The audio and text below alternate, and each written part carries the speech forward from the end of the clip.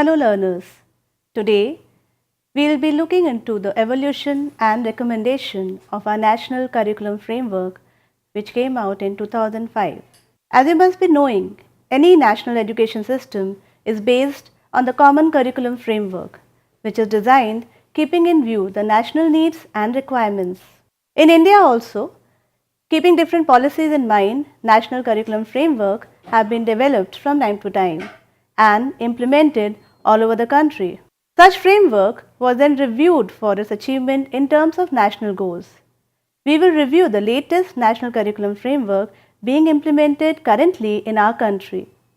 Since National Policy of Education 1986, which was followed by Program of Action 1992, it proposed a national framework for curriculum as a means for evolving a national system of education.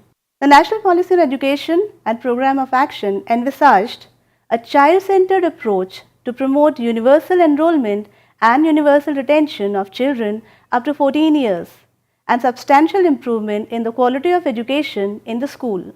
The National Curriculum Framework is also visualized as a means of modernizing the system of education. The National Curriculum Framework 2005 reviews and refers to the recommendations of the Mudaliar Commission and Kothari Commission and reviews the development of curriculum framework of 1975, 1988 and 2000. It heavily draws from the report entitled Learning Without Burden 1993 and National Policy on Education 1986, examining the problems of curriculum overload. With the background of various policies, commissions and especially the Yashpal Committee report on Learning Without Burden, the National Curriculum Framework was restructured and redesigned in 2005. Now, if you remember, then the Yashpal Committee, it identified the problem of our country in the school education system that information is being regarded as knowledge. And learning at school, this is what they emphasize, that learning at school cannot become a joyful experience unless we change our perception of the child as a receiver of knowledge and move beyond the convention of using textbooks as a basis for examination. It further states that the impulse to teach everything arises from lack of faith in child's own creative instinct and their capacity to construct knowledge out of their experience. The National Policy on Education 1986 assigned a special role to NCERT in preparing and promoting National Curriculum Framework. Considering NPE 1986 and Yashpal Committee Report 1993 in perspective, the Executive Committee of NCERT decided in its meeting of July 14, 2004 to revise the National Curriculum Framework. The process of development of NCF was initiated in November 2004.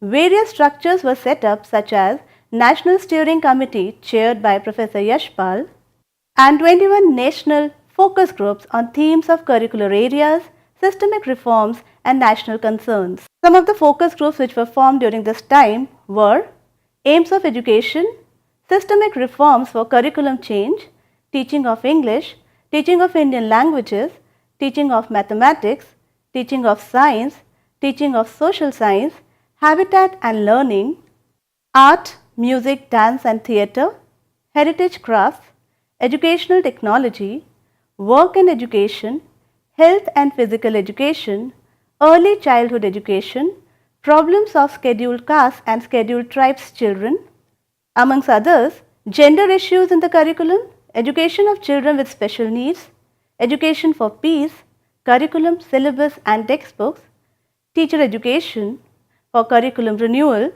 and Examination Reform. So, these were some of the focus areas in which lots of deliberations were invited and special meetings were convened at various points to gather more information and more knowledge base, more insights as to how the curriculum should be created and drafted.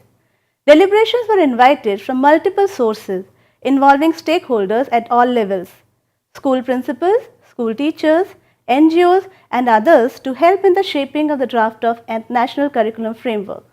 The draft was translated in 22 languages listed in our schedule of the Constitution. These translated versions were widely disseminated and consultations with stakeholders at district and local levels in developing final drafts were initiated. The National Curriculum Framework was approved finally by the CAB committee in September 2005. Some of the guiding principles for the curriculum development were, first and foremost, connecting knowledge to life outside the classroom, outside the school. Now, this was a weakness which was identified by many research scholars, many theoreticians, many practitioners, that whatever is being taught in the schools, in the textbook, is not meaningful for the learners. The learners are not able to apply it in their real life context. So, it was decided that whatever learning has to be designed, it should be connected to the local environment, to the real environment which the child is interacting on the day-to-day basis. Second guiding principle was ensuring that learning shifts away from rote methods. So, there was a paradigm shift which was witnessed, that learning is not something which is happening within the four walls of the classroom. Rather, it is something which should be more participative, involving the learners to think, to reflect upon their experiences, bringing their emotions, their own experiences, their social, their cultural influences, their family, whatever experiences that they are getting at home, and relating it with their curriculum. Practically engaging in activities so that they are able to make sense of what they are learning in the schools. The third principle is enriching the curriculum so that it goes beyond textbooks. Earlier, what used to happen, that the school teachers used to feel that if the textbook is assigned to them, they have to just cover the chapter, the activities which are given at the back.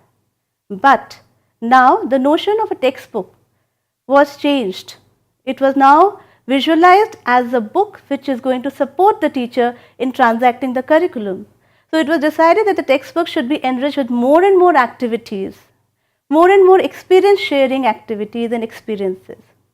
Next, it was also decided that the examinations should be made more flexible.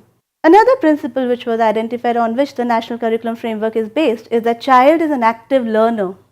He can construct his knowledge, and the teachers should try to encourage them to construct this knowledge by encouraging them to ask questions, to share their experiences, to share their doubts, to relate what they are learning in schools to things happening outside in their immediate environment, in their neighborhood, in their family. Encouraging them to answer from their own experiences and in their own words rather than by memorizing. Earlier, what used to happen, that the teacher used to accept only those words which were written in the textbooks. But now it was being said that we should recognize the voice of the child. And very importantly, it was understood that the adult's perception should change. They should recognize that learner is not a passive recipient of knowledge. Rather, he is an active participant. He is a co-constructor of knowledge. And it also emphasized that gender, class, creed should not be constraints. So, when we are imparting the curriculum in the classrooms, then we should not be gender biased. We should not design our lesson plans differently, keeping these class and creeds issues in our minds. We should address the needs of all the special groups. Highlight the value of integrated curriculum. This was another very significant point, that the curriculum, the syllabus which are prescribed for a particular standard, it was envisioned that these subjects are not compartments, watertight compartments, rather there should be more of integration in it. It was also emphasized that designing appropriate, age appropriate and context specific, challenging and interesting activities should be encouraged. Another hallmark of the National Curriculum Framework 2005 was that the constructivist approach should be followed in the classroom. Constructivist pedagogy is to be emphasized, which means that there should be more of questioning from the other side, more of interaction between the teacher and the learners, more of interaction between the teacher and the community, more visits to the library, more visits to the learning resource centers, more visits to the places which are around, the local resources which are around the school, more opportunities to explore nature, and ultimately everything should be geared towards meaningful learning. For languages, it said that the 3-language formula should be implemented in true spirit, with emphasis on mother tongue as a medium of instruction. It was also felt that the language across curriculum, this approach should be promoted all over, wherein it means that the language skills of listening, speaking, reading, writing, they are very much required for success in all other subjects, be it mathematics, science, social science, or any other related discipline. So, When the teacher is planning instruction, she should ensure that the language skills of the learners are also enhanced. Language is recognized as an integral part of every subject, since reading, writing, listening and speech contribute to a child's progress in all curricular areas. The National Focus Group on Teaching of Science emphasized on experiment-based learning, on improving school libraries, laboratories and workshops. It promoted and it emphasized that there should be a culture of experiment-based learning in the school, reducing importance of external examinations. A need was also felt to have computer interface experiments and projects utilizing database from public domain. With so much of information available online, the learners should be encouraged to watch interesting videos which are available online. Reflect upon them, try to work it out and then discuss it in the classroom. It was also said that efforts should be made to enable children to examine and analyze everyday experiences, because then learning would be more meaningful for them. The National Focus Group on Mathematics Education, it said that mathematics learning should help in enhancing the child's ability to think and reason, visualize and handle abstractions, and formulate and solve problems. So mathematics is not something which is related to calculations only, rather it is adding value to the personality of a child. He will be able to handle abstractions, he will be able to formulate and solve problems. Environment education was also seen as a very significant, very important and crucial part of the curriculum, and it should become a part of every subject. With the rate at which technology is advancing and the misuse which is happening, it has become very essential that we sensitize our learners about the need to protect our environment. Hence, environment education should not be just a separate subject in the curriculum, but rather activities related to sensitization of environment should infuse each and every subject of the curriculum. A paradigm shift was also suggested to study social sciences from the perspective of marginalized groups, a very significant point. It further recommended that gender justice and sensitivity to tribal and Dalit issues and minority sensibilities should also be touched upon and promoted through the curriculum. For work and education, it was said that work should be recognized as a creation of new forms of knowledge and value addition necessary for democratic order. Work education must link up with heritage crafts, especially in craft zones. We have so many communities, so many places in our country where we have craftsmen who are so good in Kathputli making, who are so good in Madhubani paintings, pottery and such other crafts. All these resources need to be mapped, tapped.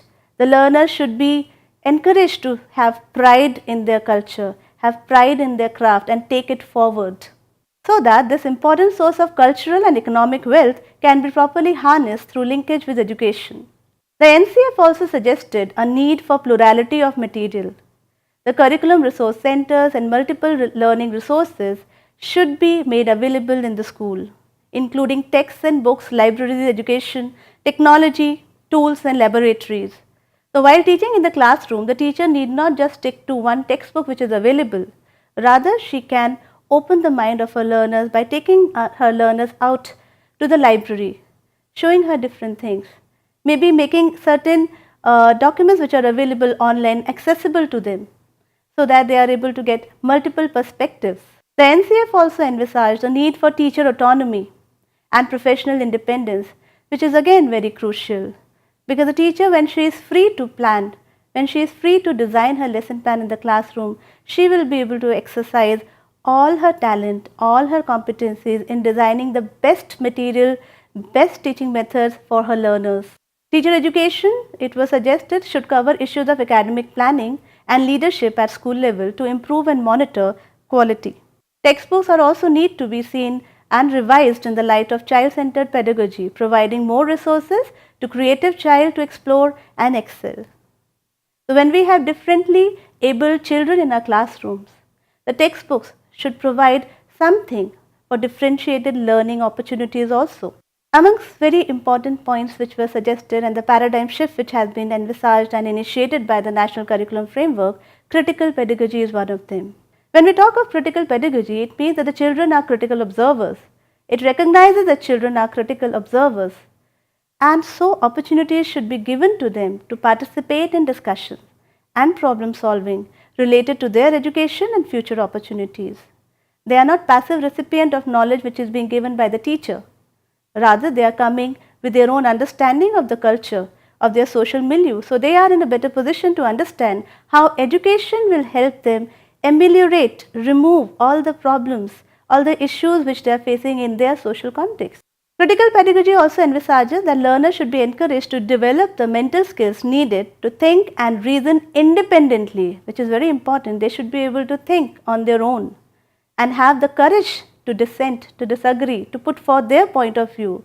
They should agree to disagree with others, and they should be able to put forth their ideas with conviction. Critical pedagogy provides an opportunity to reflect critically on issues in terms of their political, social, economic and moral aspects. It entails the acceptance of multiple views on social issues and a commitment to democratic forms of interaction. It helps them to see multiple contexts and appreciate them, thus encouraging them to become more tolerant. Critical pedagogy further facilitates collective decision making through open discussions and by encouraging and recognizing multiple views and in designing a curriculum which is sensitive to these circumstances. In the light of above framework, the total number of days, working days for the curriculum transaction were decided to be 200 days. The school annual calendar, which was earlier the responsibility of the district level, now it was suggested that it should be decentralized and decided in consultation with the Zilla Parishad, with the Zilla Panchayat. For homework, the policy was that no homework should be given up to class 2 and 2 hours a week should be given from class 3rd of primary schools. For middle schools, the homework timing can be from 1 hour a day, which would amount to 5 to 6 hours a week, and 2 hours a day, that would be about 10 to 12 hours in a week for the secondary and higher secondary. The NCF also made certain suggestions for the teacher education program, because when we are planning to initiate changes in our school education, we have to initiate positive changes in the teacher education itself. So it was suggested that the teacher education program should become and should encourage more innovative, constructive approach based pedagogy. It should encourage shared contexts of learning. It should motivate the teachers to become a facilitator of knowledge construction. It should also train the teachers in the multidisciplinary approach to teacher education. It also proposed that there should be more integration of theory and practice dimensions, which is somehow missing in the teacher education program. It was also suggested that there should be engagement with issues and concerns of contemporary Indian society from a critical perspective. So when we talk of gender biasness or gender stereotypes, or when we talk about class discrimination, or when we talk about education of children with special needs, then the teacher should be trained to work upon these with a critical perspective. The NCF 2005 perceives in-service teacher education as a catalyst for change in school practices. Such a significant role has been assigned to the teacher education program. So it becomes all the more important that when the teachers are being trained in the teacher education program, they are trained to bring about more proficiency in their language skills. There should be a more polishing of their attitude, their professionalism, the work ethics which they are carrying to school, and above all, they should learn the art of reflective practice.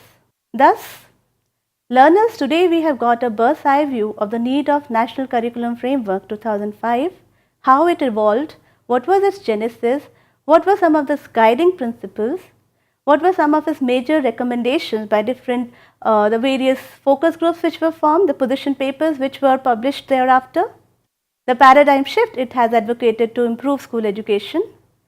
If you need more information on this, please read the complete text which is available on the NCERT website for more insights. Thank you. We will meet again in the next session.